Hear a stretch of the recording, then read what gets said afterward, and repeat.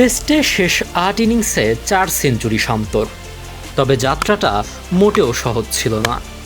করতে হয়েছে কঠোর পরিশ্রম আর সইতে হয়েছে শত সমালোচনা। প্রতিটা সমালোচনার জবাব সেঞ্চুরি দিয়ে দিতেই যেন পছন্দ করেন শান্ত। তিনি হয়তো নিজেও জানেন না তার নাম এখন ডন ব্র্যাডম্যান, জর্জ হেডলির পাশে।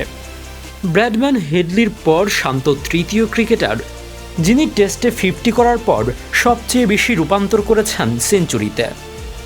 ব্র্যাডম্যানের 50 থেকে সেঞ্চুরিতে রূপান্তর করার রেট 69, জর্জ হেডলির 66.70 আর শান্তর 64.30। বয়সভিত্তিক ক্রিকেটে প্রতিভার তকমা নিয়ে এলেও আন্তর্জাতিক অঙ্গনে দীর্ঘ সময় তাকে পার করতে হয়েছে এক কঠিন অন্ধকার সময়।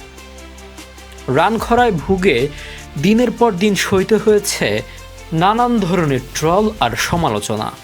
তবে মাঠের বাইরের সেসব নেতিবাচক কথাবার্তাকে কানে না তুলে শান্ত নিজেকে গড়ে তুলেছেন একদম নিভৃতে।